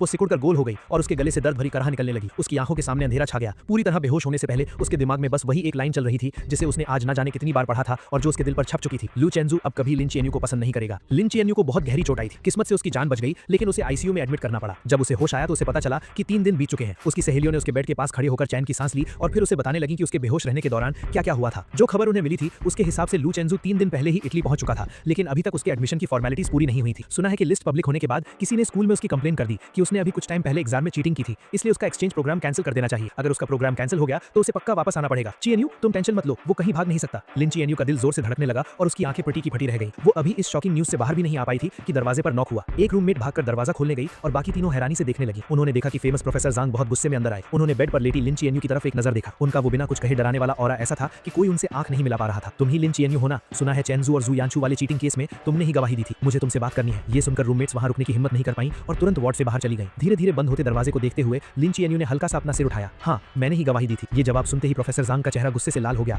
और उन्होंने अपनी आवाज तेज करते हुए कहा, चेंजू ने मुझे बताया कि तुमने झूठी गवाही दी है। इतने बड़े मामले में तुमने झूठ बोलने की हिम्मत कैसे की? क्या तुम्हें पता भी है कि इसका उसके फ्यूचर पर क्या असर पड़ेगा? अगर ऑफिशियल नोटिस आ गया और ऊपर से जो कंट्रोवर्सी तुम्हारे कारण इंटरनेट पर हुई थी उसे मिला दें तो उसकी पूरी जिंदगी तुम्हारे हाथों बर्बाद हो जाएगी। वो तुम्हें पसंद करता है, लेकिन अपने दिल पर हाथ रखकर बताओ, क्या इन 2 सालों में उसने कभी तुम्हारे साथ कुछ बुरा किया है? क्या तुम उससे इतनी नफरत करती हो कि उसे पूरी तरह से बर्बाद करना चाहती हो? अगर तुम्हारे अंदर थोड़ी सी भी इंसानियत बची है तो तुरंत स्कूल एडमिनिस्ट्रेशन के पास जाकर उन्हें सच बताओ। ये बातें सुनकर लिन चियांग का दिमाग सुन्न हो गया और उसका दिल घबराहट से तेज धड़कने लगा। उस वक्त वो बस इस बात से गुस्सा थी कि मैंने क्लब पार्टी में उसे चूज नहीं किया। वो बस मुझे माफी मांगने पर मजबूर करना चाहती थी, इसलिए उसने टीचर जाओ से झूठ बोला था। उसने कभी सपने में भी नहीं सोचा था कि इसके इतने बड़े कॉन्सिक्वेंसेस हों। उसने अपने माथे की चोट की परवाह किए बिना स्ट्रगल करके उठने की कोशिश की ताकि वो प्रोफेसर जैंग के साथ स्कूल जाकर सच बता सके। जैसे ही वो दोनों वार्ड से बाहर निकले, हॉस्पिटल स्टाफ ने उन्हें रोक लिया। डॉक्टर्स उसे जाने नहीं देना चाहते थे और उसे समझाने लगे, लेकिन उसने किसी की एक नहीं सुनी और स्कूल जाने की जिद पकड़ ली। प्रोफेसर जैंग ने पहले ही डिसिप्लिनरी कमेटी के हेड को कांटेक्ट कर लिया था। लिन चियांग ने डिजाइन कॉलेज के डीन और टीचर जाओ के सामने मान लिया कि चीटिंग जो यानचू ने की थी। जो यानचू को बिल्कुल उम्मीद नहीं थी कि वो अचानक ऐसे पलट जाएगी। वो तुरंत घबरा गई और रोते हुए बोलने लगी कि उसने कुछ नहीं किया। टीचर जाओ को भी उम्मीद नहीं थी कि वो अपनी गवाही ऐसे बदल देगी, इसलिए उन्हें समझ नहीं आ रहा था कि वो किस पर ट्रस्ट करें। लिन चियांग ने एकदम कोल्ड फेस के साथ अपना फोन अनलॉक किया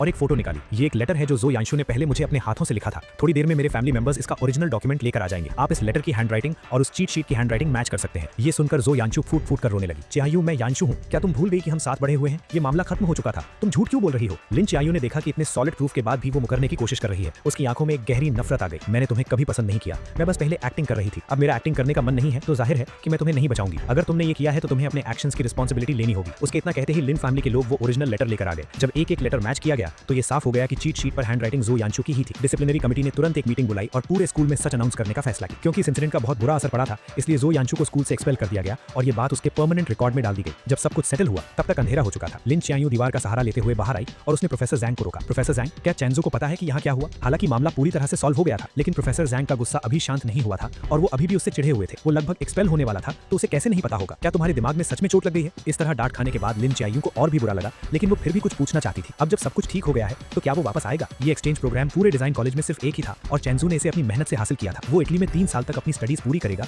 और वापस आने के बाद उसका फ्यूचर बहुत ब्राइट होगा। वो वापस क्यों आएगा? और वैसे भी क्विंडा में तुम्हारे जैसे लोग हैं, अगर वो वापस नहीं आएगा तो कम से कम उसे तकलीफ तो नहीं सहनी पड़ेगी। अगर मुझे पता होता कि वो इतना अंधा है कि तुम्हारी जैसी लड़की को पसंद करेगा तो मैंने उसे उसी वक्त समझाया होता कि पार्टनर चुनते वक्त अपनी आंखें खुली रखनी चाहिए। जब मुझे प्रोफेसर जैंग का सब कुछ ठीक होने वाला कॉल आया, मैं बीच पर सन बात ले रहा था। मुझे नहीं पता कि प्रोफेसर ने लिन चियांग से सच कैसे उगलवाया, लेकिन मैंने उन्हें दिल से थैंक यू कहा। प्रोफेसर जैंग ने मुझे कुछ और एडवाइस दी और फिर अपनी मीटिंग के लिए चले गए। मैंने अपने बगल में रखा जूस पिया और आराम से अपनी बीच चेयर पर लेट गया। 3 दिन पहले मैं इटली पहुंचा था और मेरा प्लान सीधा एडमिशन की फॉर्मेलिटीज पूरी करने का था, लेकिन स्कूल एडमिनिस्ट्रेशन ने वेरिफिकेशन के लिए चाइना कॉल किया और अचानक मुझे बताया कि मेरे एडमिशन में कोई प्रॉब्लम है और अभी प्रोसेस नहीं हो सका। मैंने अपने रूममेट से पूछा, तब मुझे पता चला कि किसी ने छुपकर मेरी कंप्लेन की है। इसलिए मैंने प्रोफेसर जैंग को कांटेक्ट किया, उन्हें सारी बात बताई और उनसे हेल्प मांगी। हालांकि प्रोफेसर जैंग चिंगडा के बहुत रिस्पेक्ट वाले इंसान है, लेकिन मुझे पता था कि इस सिचुएशन को क्लियर करना बहुत मुश्किल होगा और मैं किसी भी तूफान का सामना करने के लिए रेडी था। सच कहूं तो लिन चियांग से मिलने के बाद से मेरा स्ट्रेस सहने का लेवल बहुत बढ़ गया था। अब जब मैं एक्सपेल होने जैसी बड़ी प्रॉब्लम को फेस कर रहा था तब भी मैं एकदम चिल था। यहाँ तक कि मैंने रातों रात ही फ्लाइट टिकट बुक की और वेकेशन के लिए बीच पर आ गया। अब जब सब कुछ सॉल्व हो गया था तो मैं पूरी तरह से रिलैक्स हो गया और सोचने लगा कि वापस जाकर अपने एडमिशन के बचे हुए काम कब पूरे करूं। मैं फ्लाइट सर्च कर ही रहा था कि तभी हॉस्टल ग्रुप चैट पर एक नोटिफिकेशन आया, चेंजू, अभी लिन चियांग हॉस्टल आई थी और तुम्हारा कॉन्टैक्ट नंबर मांग रही थी। वो कह रही थी कि उसे माफी मांगनी है, लेकिन हम उसके धोखे में नहीं आने वाले, तुम टेंशन मत लो। हमने उसे एक नंबर भी नहीं दिया। तुम्हें नहीं पता वो अभी कितनी कमजोर और बीमार लग रही थी। उसके सिर पर पट्टियां बनी हुई थी। सुना है कि वो पिछले 2 दिन से आईसीयू में थी। सच में कर्मा इज रियल, वो इसी लायक है। इन मजेदार बातों को पढ़कर मेरे दिमाग में तुरंत वो सीन आ गया जब लिन चियांग मेरा नया नंबर मांग रही होगी और उसे मना कर दिया गया होगा। मेरे होठों पर एक स्माइल आ गई। मैंने ग्रुप में एक बड़ा सा रेड एनवेलप भेजा और लिखा, इन दिनों मेरी हेल्प करने के लिए आप सबका बहुत बहुत थैंक यू। सब कुछ अच्छे से सॉल्व हो गया है। जब ये 3 साल पूरे हो जाएंगे और मैं चाइना वापस आऊंगा तो मैं आप सबको ट्रीट दूंगा और पर्सनली थैंक यू कहूंगा। मिलान वापस जाने की सबसे अर्ली फ्लाइट बुक करने के बाद मैंने अंगड़ाई ली और खड़ा हो गया। मैं उस सॉफ्ट बीच पर चलते हुए अपने होटल की तरफ जाने लगा। इस बार एडमिशन का प्रोसेस एकदम स्मूथली हो गया, कोई प्रॉब्लम नहीं। मैंने अपने हाथ में ऑफिशियल स्टैंप लगे डॉक्यूमेंट्स और अपना नया स्टूडेंट आईडी कार्ड देखा और मेरे चेहरे पर एक सैटिस्फैक्शन वाली स्माइल आ गई। क्या आप हॉस्टल में रहेंगे या अपना अपार्टमेंट ढूंढेंगे? मैंने पहले ही एक अपार्टमेंट ढूंढ लिया है। मुझे इंटरनेशनल स्टूडेंट्स वाले क्राउडेड हॉस्टल्स में रहना पसंद नहीं है, इसलिए मैंने आने से पहले ही स्कूल के पास एक छोटा सा अपार्टमेंट खरीद लिया था। मैं तुरंत अपना लगेज लेकर वहां चला गया। वहां पहुंचने के बाद मैंने अपने सामने सीढ़ियां देखी और अपने भारी सूटकेस को उठाने की कोशिश की और एक लंबी सांस ली। मैं सोच ही रहा था कि क्या मुझे पैसे देकर किसी से हेल्प लेनी चाहिए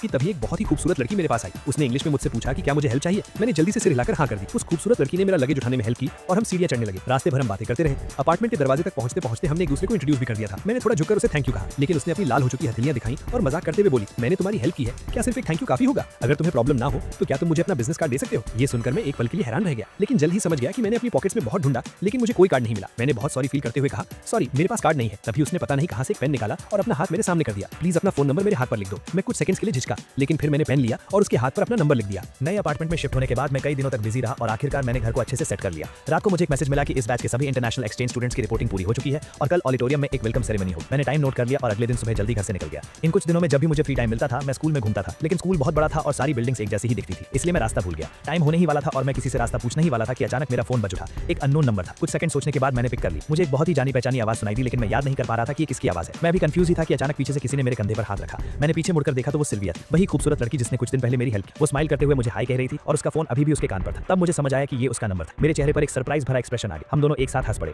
तुम कहाँ खोए हुए हो? मैंने सच सच बता दिया कि मैं रास्ता भटक गया हूँ। ऑडिटोरियम का नाम सुनकर उसने तुरंत कहा कि उसे भी वहीं जाना है और वो मुझे रास्ता दिखा सकती है। मैं भी वहीं जा रही हूँ, चलो मैं तुम्हें ले चलती हूँ। मुझे उस पर कोई शक नहीं हुआ। हम दोनों एक भूल भुलैया जैसे कॉलेज कैंपस में घूमते हुए हंसते बोलते जा रहे थे। करीब 10 मिनट चलने के बाद सिल्विया ने सामने वाली बिल्डिंग की तरफ इशारा करते हुए कहा, हम पहुंच गए। मैंने अपना फोन निकालकर चेक किया और वो बिल्डिंग बिल्कुल वैसी ही लग रही थी जैसी एलुमनाई ने फोटो में भेजी थी। मैंने जल्दी से हाथ हिलाकर सिल्विया को थैंक यू कहा। ये वेलकम सेरेमनी 2 घंटे तक चली। जब मैं ऑडिटोरियम से बाहर आया तो मेरी कमर दर्द करने लगी। मैं सोच ही रहा था कि लंच कहाँ करूं, तभी अचानक मेरे सामने कोई आ गया। सिल्विया ने स्माइल करते हुए मुझे हाय कहा और मेरे लंच प्लान के बारे में पूछा। मैं खुद इस बात को लेकर परेशान था। उसने मेरी परेशानी समझ ली और एक रेस्टोरेंट सजेस्ट करते हुए मुझे साथ चलने के लिए इनवाइट किया। मैं मान गया और उसके साथ स्कूल से बाहर निकल गया। जब हम रेस्टोरेंट के दरवाजे पर पहुंचे तब मैंने देखा कि ये एक चाइनीज रेस्टोरेंट है। मेरी आंखों में थोड़ी हैरानी दिखी। क्या तुम मुझे चाइनीज फूड खिलाना चाहती हो? क्या तुम्हें ये खाना पसंद आएगा? मैंने सुना है कि तुम लोगों को यहाँ का खाना जल्दी सूट नहीं करता। मैं चाहती थी कि आज हमारा लंच बहुत अच्छा रहे और मैं भी चाइनीज फूड ट्राई करना चाहती थी, इसलिए मैंने ये रेस्टोरेंट सेलेक्ट किया। मुझे उम्मीद नहीं थी कि वो इतनी केयरिंग होगी, इसलिए मैं उसकी बात टालना नहीं चाहता था। तो ठीक है, यही रेस्टोरेंट सही रहेगा। मैं भी यहाँ का होस्ट हूँ तो ये मील मेरी तरफ से होगा। मुझे उम्मीद है कि तुम्हारा पहला चाइनीज फूड एक्सपीरियंस बहुत अच्छा रहे। हम बातें करते हुए रेस्टोरेंट के अंदर गए और एक सीट ढूंढकर बैठ गए। सिल्विया के चीयरफुल और पोलाइट नेचर की वजह से हमारा लंच बहुत मजेदार रहा। हमने ईस्ट और वेस्ट के कल्चर डिफरेंसेस के बारे में बात की और स्कूल में होने वाली मजेदार चीजों पर डिस्कस किया। हम बहुत जल्दी अच्छे दोस्त बन गए। लंच के बाद सिल्विया मुझे मेरे अपार्टमेंट तक छोड़ने आई। जाते वक्त उसके चेहरे पर एक उदासी सी। क्या मैं तुम्हें इस वीकेंड एक आफ्टरनून टी के लिए इनवाइट कर सकती हूँ? वीकेंड पर मौसम बहुत अच्छा था, इसलिए मैं खुशी खुशी चला गया और सिल्विया के साथ एक गार्डन कैफे में बैठकर बातें करने लगा। झील के पास से सफेद कबूतरों का एक झुंड उड़ता हुआ आया और एक पंख धीरे से मेरे सिर पर आ गिरा। सिल्विया ने देखा और हंसते हुए उसे हटाने के लिए खड़ी हुई। हम दोनों एक दूसरे के बहुत करीब और दूर से देखने पर ऐसा लग रहा था जैसे हम बहुत क्लोज हों। मैंने अपनी हंसती हुई आंखें ऊपर की और कहा, थैंक यू। मैंने जैसे ही ये कहा मेरी नजर अचानक बाईं तरफ गई और मेरी आंखें वहीं जम गई। वो औरत जो दरवाजे पर खड़ी थी, जिसके माथे पर पट्टी बंधी थी और जिसका चेहरा बिल्कुल उतरा हुआ था, वो मुझे लिन कियान यू जैसी क्यों लग रही थी? मैं उसे ध्यान से देख भी नहीं पाया था कि वो औरत गुस्से से मेरी तरफ आने लगी। उसने अपनी खून से लाल हो चुकी आंखों से नीचे रखे टेस्टी केक्स को देखा और उसकी नजरें हम दोनों के बीच घूमने लगी। ये कौन है? ये जानी पहचानी आवाज सुनकर मुझे पक्का हो गया कि ये लिन कियान यू ही है। मुझे नहीं पता था कि उसे कैसे पता चला कि मैं यहाँ हूँ, लेकिन मुझे उसे देखकर कोई हैरानी नहीं हुई। मुझे पता था कि एक ना एक दिन वो मेरे पीछे इटली जरूर आएगी। आखिरकार लिन कियान यू की नजरों में मैं उसका एक ऐसा शिकार था जिसे वो आसानी से पकड़ सकती थी। वो मुझे अपनी नजरों से दूर भागने नहीं दे सकती थी। मैं उसे दोबारा फेस करने के लिए पहले से ही तैयार था, इसलिए उसके इतने बुरे बर्ताव के बाद भी मैं एकदम शांत। मेरी नई दोस्त है, कोई काम है क्या? दोस्त? कैसी दोस्त? तुम्हारी गर्लफ्रेंड है ना? आखिरी कुछ शब्द लिन कियान यू ने दांत पीसते हुए कहे। उसने कभी सपने में भी नहीं सोचा था कि वो इतनी बुरी चोट के साथ हजारों मील दूर मुझे सब कुछ सच बताने आएगी और मुझे किसी और लड़की के साथ डेट करते हुए देखेगी। तुम्हें विदेश आए हुए कुछ ही दिन हुए हैं और तुमने नई लड़की ढूंढ ली। क्या तुम वो नहीं हो जिसने 2 साल तक मुझे प्यार किया और 99 टाइम्स रिजेक्ट होने के बाद भी हार नहीं मानी? क्या ये तय नहीं हुआ था कि 100 टाइम हम साथ होंगे? वो अपनी बात से क्यों मुकर गया? तुमने अपने वादे तोड़ दिए। मैंने उसे कुछ भी बोलने का मौका नहीं दिया। पुरानी बातें दोबारा छेड़ने का कोई फायदा नहीं है। तुम्हारे पीछे भागना सच में कोई इज्जत की बात नहीं थी। अगर मैं भूल गया तो क्या हुआ? क्या मुझे भूल नहीं जाना चाहिए था? तुम्हारे पास इस खूबसूरत चेहरे के अलावा और कुछ भी नहीं है। अब मुझे तुममें कोई इंटरेस्ट नहीं है और मैं कुछ नया ट्राई करना चाहता हूँ। क्या इसके लिए भी मुझे तुमसे परमिशन लेनी पड़ेगी? मेरी इन बातों ने लिन कियान यू की बोलती बंद कर दी। वो मुझे हैरानी से देखने लगी। उसकी आंखों में सिर्फ शक था। चेंसू,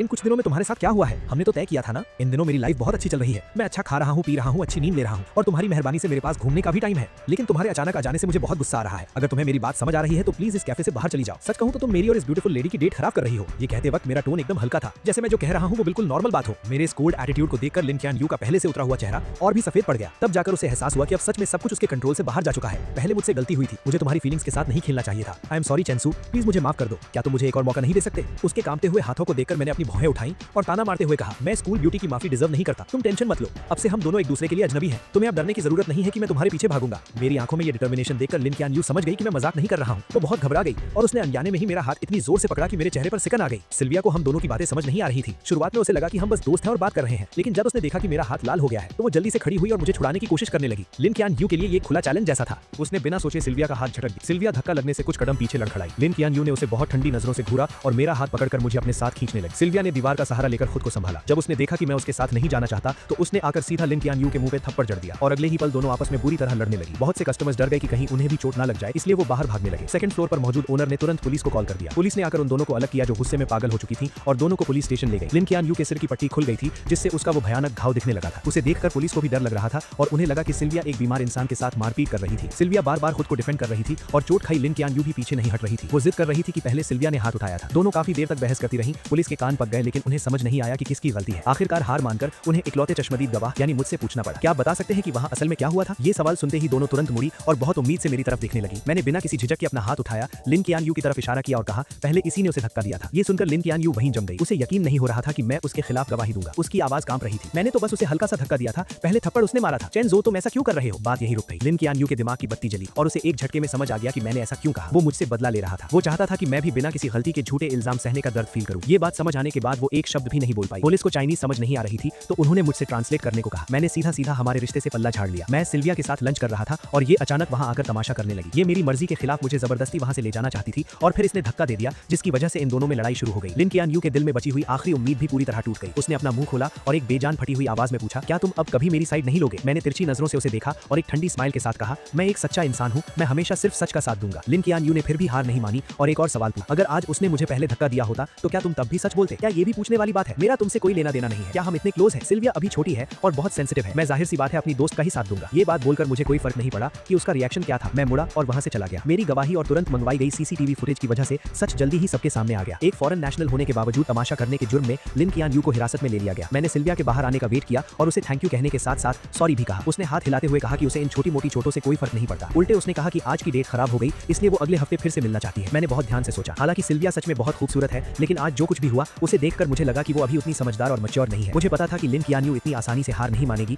और मैं सिल्विया को इसमें घसीटना नहीं चाहता था और ना ही दोबारा पुलिस स्टेशन के चक्कर लगाना चाहता था। मैं समझ सकता था कि सिल्विया के दिल में मेरे लिए कुछ फीलिंग्स थी लेकिन अब मैं इमोशंस में बहकर फैसले नहीं लेता, इसलिए आखिर में मैंने पोलाइटली मना कर दिया। अगले 15-20 दिनों तक मुझे लिन कियान यू कहीं नहीं दिखी। मेरी लाइफ फिर से ट्रैक पर आ गई। बाद में सिल्विया ने मुझे 2 बार और इनवाइट किया लेकिन मेरे मना करने के बाद हमारा रिश्ता वहीं खत्म हो गया। मुझे इस थोड़े टाइम के कनेक्शन के टूटने का कोई दुख नहीं। इस विदेश में मुझे थोड़ी बहुत कुकिंग आती थी इसीलिए मैं जल्दी ही इंटरनेशनल स्टूडेंट्स के ग्रुप में मिक्स हो गया। जब मैं लिन कियान यू नाम के इंसान को लगभग भूलने ही वाला वो अचानक फिर वापस आ गए। वो स्कूल में गुलाब और गुब्बारों से भरी एक गाड़ी लेकर आई और मेरा रास्ता रोक। चारों तरफ से लोग हैरानी से देख रहे थे और मुझे समझ नहीं आ रहा था कि मैं क्या कहूं। लिन कियान यू को मेरे एक्सप्रेशन से कोई फर्क नहीं पड़ा। उसने सीधे अपने दिल की बात कह दी, चेंजो, अगर मैं भी 100 टाइम्स तुम्हें प्रपोज करूं तो क्या तुम मुझे एक और मौका दोगे? अगर मैं कुछ महीने पहले वाला इंसान होता तो ये बातें सुनकर खुशी से रो पड़ता लेकिन अब मुझे कोई फर्क नहीं पड़ा बल्कि ये सुनकर मेरे रोंगटे खड़े हो गए। कितना चीप ड्रामा है और कितने क्रिंजी डायलॉग्स हैं। उस वक्त मुझ पर कौन सा भूत सवार था कि मैंने सबके सामने इतनी बार उसे ऐसे प्रपोज किया था। उन पुरानी बातों को याद करके मुझे दुख नहीं होता बल्कि खुद पर शर्म आती है कि मैंने ये सब कैसे किया। इस वक्त मेरे सामने खड़ी लड़की क्या कह रही थी मैंने एक वर्ड भी नहीं सुना। काफी देर तक कोई जवाब न मिलने पर लिन कियान यू और घबराने लगी। वो बेचैन हो गई और टेंशन में मेरी तरफ देखने लगी। मैंने सीधा उसकी नजरों को इग्नोर किया, पीछे मुड़ा और दूर खड़े लोगों को हाथ हिलाकर बुलाया, हाय गुचिंग शुए, बुसीची, तुम लोग कहां जा रहे हो? लिन कियान यू ने मेरी नजरों का पीछा किया तब उसे समझ आया कि मैं किसी और से बात कर रहा हूं। ये देखकर लिन कियान यू का दिल जैसे जम सा गया। लिन कियान यू, चेंजो, बात अभी पूरी भी नहीं हुई थी कि गुचिंग शुए नाम की वो लड़की मेरे पास आई। उसकी आवाज बहुत फ्रेंडली थी। हम कैंपिंग पर जाने का प्लान कर रहे हैं चेंजो,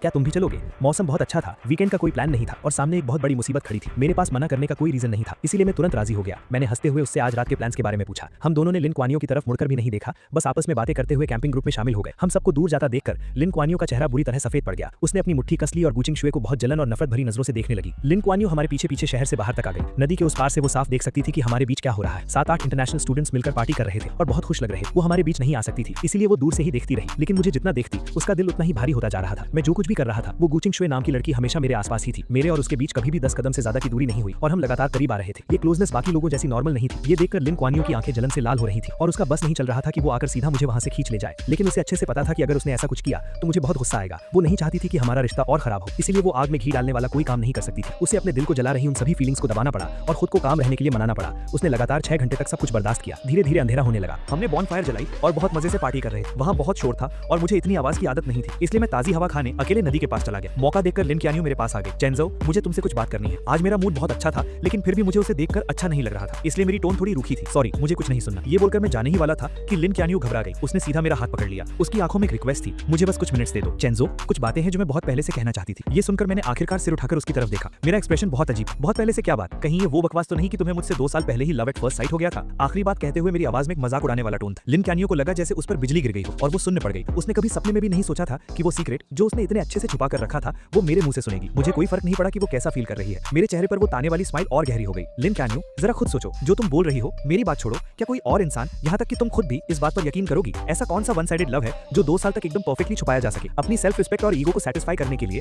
अपने क्रश का प्रपोजल 99 टाइम्स सबके सामने कौन रिजेक्ट करता है? और हर मुश्किल और परेशानी के वक्त अपने पसंद के इंसान को बार बार दुश्मनों की साइड में कौन खड़ा करता है? क्या ये प्यार है? मुझे तो लगता है कि ये बहुत गहरी नफरत है। मेरे ये ताने सुनकर लिन कियान यू का दिमाग सुन्न हो गया। उसने इन सब बातों को डिनाई करने की पूरी कोशिश की लेकिन आखिर में वो खुद को डिफेंड करने के लिए एक वर्ड नहीं बोल पाया। उसके मुंह से बस कुछ बेजान शब्द निकले, नहीं चेंजो, मैं सच में तुम्हें पसंद करती हूँ। मेरे आसपास के सब लोग ये बात जानते हैं। वो सब मेरे लिए गवाही दे सकते हैं। जब मुझे ही ये बात नहीं पता थी तो तुम किसे पसंद करती हो इससे मुझे क्या फर्क पड़ता है। वैसे भी मेरे पर्सपेक्टिव से तुमने शुरू से लेकर आखिर तक सिर्फ जो यांशु को ही पसंद किया है। तुम उसी के पास जाओ और उसे अपने सच्चे प्यार के बारे में बताओ, अपने दिल की बातें उससे शेयर करो। तुम दोनों एक साथ बहुत अच्छे लगते हो और सच कहूं तो शुरू से लेकर आखिर तक तुम लोगों ने मुझे बहुत डिस्गस्टेड फील कराया है। मेरे चेहरे पर वो साफ दिखने वाली नफरत लिन कैनियो के बर्दाश्त के बाहर थी। उसकी बॉडी लगातार कांप रही थी, लेकिन फिर भी उसने मेरा हाथ नहीं छोड़ा। वो जिद में अड़ी थी कि वो मुझे जाने नहीं देगी। मेरे पास उसके साथ बहस करने का पेशेंस नहीं था। मैंने सीधा अपना हाथ खींचा और मुड़कर जाने लगा। जैसे ही मेरे और उसके हाथ अलग हुए, उसे लगा कि उसने अपना सब कुछ खो दिया है। उसके दिल में एक बहुत तेज दर्द उठा। उसके अंदर की सारी एनर्जी एक पल में खत्म हो गई और वो लड़खड़ाने लगी जैसे अभी गिर पड़ेगी। मैंने उसे बहुत खूबसूरती से इग्नोर किया और हल्के कदमों से वापस क्राउड के बीच चला गया। मुझे लगा था कि सारी बातें क्लियर करने के बाद लिन कैनियो हार मान लेगी, लेकिन जल्द ही मुझे समझ आ गया कि इस इंसान के दिमाग में कोई बात घुसती ही नहीं है। अगले कुछ महीनों तक मैं जब भी घर से बाहर निकलता वो मुझे 20 मीटर के अंदर ही दिख जाती थी। हर कुछ दिनों में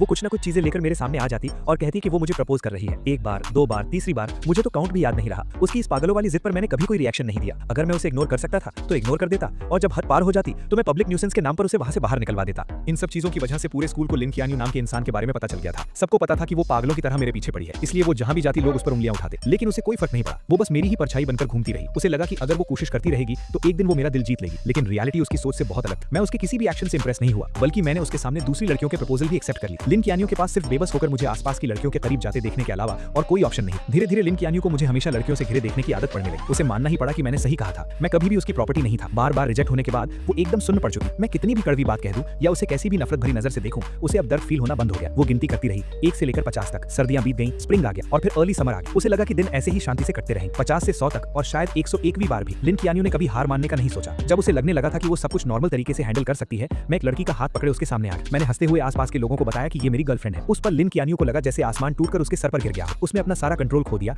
और सच जानने के लिए वो सीधा मेरे पास भागकर आने लगी। लेकिन वो मेरे पास पहुंच पाती उससे पहले ही पेट्रोलिंग कर रहे सिक्योरिटी गार्ड्स ने उसे रोक लिया। लोगों की उस दीवार के पीछे से उसने अपनी लाल आंखों के साथ पूरी जान लगाकर पूछा क्यों। मेरी नजरें बस 1 सेकंड के लिए उस पर रुकी और मैंने बहुत नॉर्मल टोन में कहा, मैं जवान हूं, मेरे पास पैसे हैं और बहुत सारा फ्री टाइम भी, तो मैं ब्यूटीफुल लड़कियों के साथ डेट कर रहा हूं। इसमें क्या प्रॉब्लम है? प्यार कोई बुरी चीज थोड़ी है। इस वजह से लिन कियानियो बहुत दिनों तक डिप्रेशन में रही। वो बार में अकेले पीती रहती और हर रात पूरी तरह ड्रंक हो जाती। जब भी वो सुबह उठकर अपने आसपास के उस खालीपन को देखती तो वो खुद को उस दर्द में डूबने से रोक नहीं पाती। वो मेरे पास आना चाहती थी, मुझसे ब्रेकअप करने की भीख मांगना चाहती, लेकिन जब भी वो मेरे पास आती और मुझे मेरी नई गर्लफ्रेंड का हाथ पकड़े खुशी से हंसते हुए देखती तो उसमें आगे बढ़ने की हिम्मत ही नहीं बचती। आज आखिरकार लिन कियानियो वो सब फील कर पा रही थी जो मैंने फील किया था, लेकिन अब बहुत देर हो चुकी। उसने अपने फैमिली और फ्रेंड्स की कोई एडवाइस नहीं सुनी। वो एक प्रॉपर एंडिंग पाने की जिद में विदेश में ही रुक गई। गर्मियों की तपिश खत्म होते होते आखिरकार लिन कियानियो को मेरे ब्रेकअप की खबर मिल गई। वो मुस्कुराते हुए मेरे पास आई, मुझे दिलासा देना चाहती, लेकिन फिर से सब कुछ उसकी उम्मीदों के उलट हुआ। मेरे चेहरे पर दुख का कोई नामो निशान नहीं और मैं उसे उसी नजर से देख रहा था जैसे कुछ महीनों पहले देखता था। लिन कियानियो के चेहरे की स्माइल जम गई। उसने थोड़ा हिचकिचाते हुए पूछा, क्या तुम्हें कोई तकलीफ हुई है? मैंने एक बहुत पोलाइट स्माइल दी। हमने म्यूचुअली ब्रेकअप किया है, हम दोनों की मर्जी, इसमें क्या तकलीफ है? ये सुनकर लिन कियानियो का दिल थोड़ा शांत हुआ, लेकिन अगले ही सेकंड मेरी बात ने उसे चौंका दिया। और वैसे भी अगर मुझे कोई तकलीफ हुई भी होती तो वो उन 2 सालों की तकलीफ के सामने कुछ भी नहीं है। क्या तुमने वो सब खुद अपनी आंखों से नहीं देखा था? तो फिर यहाँ मगरमच्छ के आंसू बहाकर फेक सिंपैथी क्यों दिखा रही? मेरी आखिरी बातों ने लिन कियानियो को बेचैन कर दी। वो खुद को एक्सप्लेन करना चाहती थी,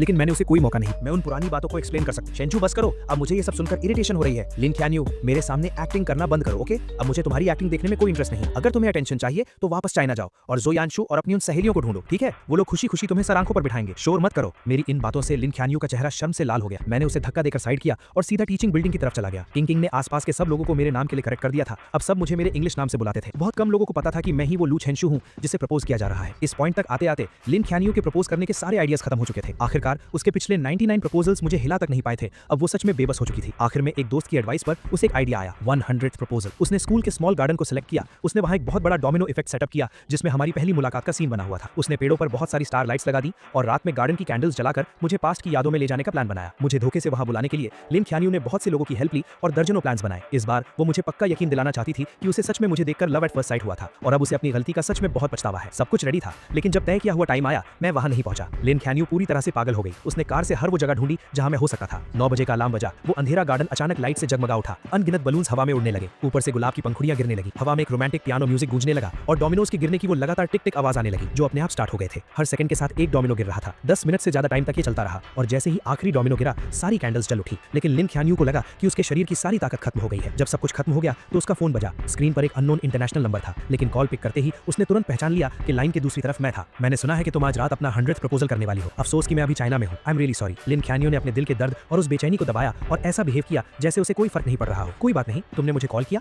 मैं इतने में ही बहुत खुश हूं। अगर तुम चाहो तो मैं 101st और 102nd प्रपोजल भी तैयार कर सकती हूं। उसकी आवाज में एक छुपी हुई उम्मीद थी, जैसे वो पहले ही ये सपना देख रही थी कि मैंने उसे माफ कर दिया है। उसकी कोई जरूरत नहीं है। मैंने आज तुम्हें सिर्फ 2 बातें बताने के लिए कॉल किया है। लिन कियानियो का गला सूख गया और उसने फोन को कसकर पकड़ लिया। पहली बात, मैं तुम्हें एहतियात के तौर पर बता दूं कि अभी सर्दियां चल रही हैं और हवा बहुत रूखी है। अगर तुम्हारा नाटक खत्म हो गया हो तो गार्डन की वो सारी कैंडल्स जल्दी से बुझा देना, कहीं ऐसा ना हो कि आग लग जाए। ये सुनकर लिन कियानियो ने अपना सिर ऊपर उठाया और देखा कि एक सूखा पत्ता धीरे धीरे नीचे गिर रहा है। दूसरी बात, मैं तुम्हें गुड न्यूज़ देना चाहता था। मैं फिर से रिलेशनशिप में हूँ और ये गर्लफ्रेंड मेरी पिछली गर्लफ्रेंड से भी ज्यादा खूबसूरत है। तुम्हारे प्रपोजल्स 100th टाइम पर ही रुक सकते हैं। मेरी इन कुछ नॉर्मल सी बातों ने लिन ख्यानियो के दिमाग में अनगिनत गूंज पैदा कर दी। एक ही पल में उसे लगा जैसे उस पर किसी ने जादू कर दिया हो। उसके माथे पर एक बहुत तेज चुभने वाला दर्द होने लगा। उस भयानक दर्द में उसके शरीर में कोई जान नहीं बची। उसका फोन धड़ाम से नीचे गिरा और सीधा एक कैंडल स्टैंड पर जा लगा। कुछ ही सेकंड्स में गार्डन में बहुत तेज आग फैल गई, लेकिन उसने वहां से भागने या मदद के लिए चिल्लाने की कोई कोशिश नहीं की। वो एक मूर्ति की तरह वहीं खड़ी रही और उस गार्डन का एक हिस्सा बन गई। पूरी रात बीत गई। गार्डन के सारे पेड़ जलकर राख हो गए। शुक्र है कि किसी की जान नहीं गई। फायर फाइटर्स टाइम पर पहुंच गए और उन्होंने धुएं से बेहोश होने वाली लिन ख्यालियो को बचा लिया। हालांकि किस्मत से उसकी जान बच गई थी, लेकिन इस आग की घटना से चिंदा स्कूल एडमिनिस्ट्रेशन बहुत गुस्से में था। उन्होंने स्ट्रिक्ट एटीट्यूड के साथ कहा कि वो इसके लिए जिम्मेदार इंसान को नहीं छोड़ेंगे। प्राइम सस्पेक्ट होने के नाते पुलिस ने लिन ख्यानियो को अरेस्ट कर लिया। जब लिन फैमिली को यह खबर मिली तो वो बहुत परेशान हो गए। उन्होंने उसे बचाने के लिए अपने सारे कनेक्शंस का इस्तेमाल किया, लेकिन क्योंकि ये एक इंटरनेशनल केस था, लिन ख्यानियो के लिए बिना सजा के बचना इंपॉसिबल था। आखिरकार लिन फैमिली को अपनी आधी प्रॉपर्टी कॉम्पनसेशन में देनी पड़ी। तब जाकर चिंगडा एडमिनिस्ट्रेशन शांत हुआ। इस भयानक इंसिडेंट के कारण लिन ख्यानियो को 6 महीने जेल में बिताने पड़े। उसका नाम यूरोप की ब्लैक लिस्ट में भी डाल दिया गया और उसे देश से बाहर निकाल दिया गया। उसे लाइफ टाइम के लिए बैन कर दिया गया था। जेल से बाहर आते ही उसे एयरपोर्ट भेज दिया गया ताकि उसे वापस चाइना डिपोर्ट किया जा सके। आसपास के लोगों को समर क्लोथ्स पहने देखकर लिन ख्यानियो, जो अभी तक एक सपने में खोई हुई थी, उसे आखिरकार होश आया। सर्दियां बीत चुकी थी, अब गर्मियां आ गई थी। कई महीने गुजर चुके थे, लेकिन वो एक बार भी मुझसे मिलने नहीं आया। ये एहसास होते ही उसके दिल में बहुत सी फीलिंग्स उमड़ पड़ी। उसे समझ नहीं आ रहा था कि वो डिसअपॉइंट थी या अकेलापन फील कर रही थी। अभी बहुत लाइफ बाकी है, दोबारा मिलने का मौका जरूर मिलेगा। लिन ख्यानियो खुद को बस यही दिलासा दे रही थी, लेकिन जैसे ही वो मुड़ी, उसने देखा कि मैं स्ट्रीट क्रॉस करके बाहर आ रहा हूँ और मेरे हाथ में एक खूबसूरत लड़की का हाथ था। अपनी सहेलियों की भेजी फोटोज से वो समझ गई थी कि ये मेरी गर्लफ्रेंड है। मैंने सिर उठाया तो मेरी नजर उस पर पड़ी। मैंने बहुत ही फ्रेंडली तरीके से उसे हाय कहा, जो मैं नॉर्मली नहीं करता था, और फिर मैंने उसे बहुत कॉन्फिडेंस के साथ सच बता दिया। हाय, लॉन्ग टाइम नो सी, मैं अभी जर्मनी ट्रिप से वापस आया हूँ। तुम तो आखिरकार बाहर आ ही गई। वक्त सच में बहुत जल्दी बीत जाता है। मैं तुम्हें इंट्रोड्यूस करा दूं, ये मेरी नई गर्लफ्रेंड मोनिका है। चाइना वापस लौटने के बाद लिन ख्यानियो ने कुछ लोगों के थ्रू मुझे एक मैसेज भिजवाया था। उसने पूछा था कि क्या मैं ये सब एक्टिंग कर रहा हूँ या ये मेरा सच है। मैंने उसे कोई रिप्लाई नहीं दिया। अब तक मैं लिन ख्यानियो को पूरी तरह समझ चुका था। वो कहती थी कि वो मुझसे प्यार करती है, लेकिन असल में वो सिर्फ खुद से प्यार करती थी। उसके लिए मैं बस शो ऑफ करने वाला एक खिलौना था। विदेश में स्टडीज के दूसरे साल में मैंने हर मौके का फायदा उठाया और बहुत सारे कॉम्पिटिशन्स में हिस्सा लिया। दिन गुजरते गए और जल्द ही मेरे 3 साल का एक्सचेंज प्रोग्राम खत्म हो गया। मैं गोल्ड मेडल से भरा एक बॉक्स लेकर चाइना वापस आ गया। फ्लाइट से बाहर आते ही मैंने देखा कि मेरे पेरेंट्स और रूममेट्स हाथों में फूल लिए मेरा वेलकम करने के लिए खड़े हैं। जहां तक लिन ख्यानियो का सवाल है, मुझे पता है कि अब उसके पास मेरी लाइफ में दोबारा एंट्री करने का कोई मौका नहीं है। हम दोनों इस दुनिया की भीड़ में बस एक दूसरे के पास से गुजरने वाले 2 अजनबी हैं। हे दोस्तों, इस वीडियो को देखने के लिए आपका बहुत बहुत शुक्रिया। प्लीज इस वीडियो को लाइक और शेयर जरूर करें। तो प्लीज इस वीडियो को अपना पूरा सपोर्ट दें और ऐसी ही नई नई स्टोरीज के लिए चैनल को अभी सब्सक्राइब कर लें। मिलते हैं अगले वीडियो में।